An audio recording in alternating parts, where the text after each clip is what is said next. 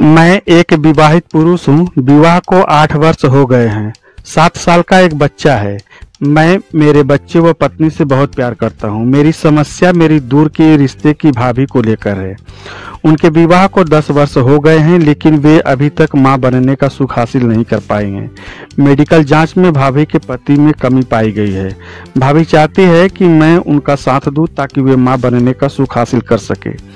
मुझे समझ नहीं आ रहा है कि मैं क्या करूं, कृपया सलाह दें। ये सवाल आया है रत्नागिरी, महाराष्ट्र से। तो देखिए, आप अपने वैवाहिक जीवन में सुखी हैं, तो फिर बैठे बिठाए अपने वैवाहिक जीवन को क्यों बर्बाद करना चाहते हैं। आपकी भाभी का मां बनने को लेकर आपसे जो प्रस्ताव है वह पूरी तरह से गलत है। ऐसा करने से आपकी हंसती खेलती गृहस्थी बर्बाद हो जाएगी। जहां तक भाभी को मां बनने का सवाल है, उसके लिए मेडिकल ऑप्शन उपलब्ध हैं, जैसे IVF। यहाँ मैं IVF के बारे में थोड़ी सी आपको जानकारी देना चाहूँगा। आज के समय में खान पान से लेकर रहन सहन तक सभी चीजें बदल गई हैं। लोगों के जीवन का तरीका पूरी तरह से बदल गया है, जिसका असर महिलाओं के प्रेगनेंसी पर भी पड़ता है। इन सब के कारण महिलाओं को गर्भाधारण करने में दिक्कतें आती हैं। यदि गर्भाधारण हो भी जाए तो मिसकैरेज जैसी समस्याएं हो जाती हैं या प्रेगनेंसी सफलतापूर्वक नहीं हो पाती हैं। ऐसी समस्याओं से ही निजात पाने के लिए IVF ट्रीटमेंट किया जाता है। IVF को इन विट्रो फर्टिलाइजेशन के नाम से भी जाना जाता है। जब महिला का शरीर एग को फर्टिलाइज करने में सक्षम नहीं होता है तो उसे लैब में फर्टिलाइज किया जाता है। इसमें महिला के एग्स और पुरुष के स्पर्म को मिलाया जाता है। एक बार जब इसके संयोजन से भ्रूण का निर्माण हो जाता है तो उसे वापस महिला के गर्भाशय में डाल दिया जाता है।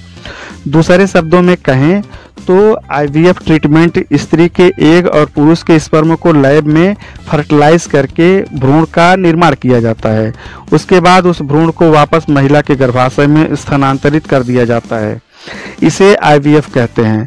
IVF को हिंदी में भ्रूण प्रत्यारोपण भी कहा जाता है और IVF के द्वारा जन्मे बच्चे को टेस्ट ट्यूब बेबी भी कहा जाता है। आपकी भाभी इस उपाय को अपना सकती हैं। इससे आपकी खुशहाल जिंदगी में भी कोई आंच नहीं आएगी और आपकी भाभी मां बनने का सुख हासिल भी कर सकेगी। आप भूलकर भी अपनी भाभी के प्रस्ताव को न स्वीकार करें। इससे न केवल आप पति पत्नी के रिश्ते में दरार आएगी, बल्कि आपके और आपके दूर के भाई से भी संबंध बिगड़ते देर नहीं लगेगी। तो सतर्क रहें और समझदारी से काम लें। अपनी भाभी को IVF के बारे में समझाएं और उन्हें ऐसा करने के लिए प्रेरित करें। आशा करता हूं कि आपको आपके सवाल का जवाब मिल गया होगा। ऐसे ही सवालों के जवाब जानने के लिए आप हमारे चैनल को सब्सक्राइब करें, वीडियो को लाइक और ज़्यादा से ज़्यादा शेयर करें। धन्यवाद। जय हिंद।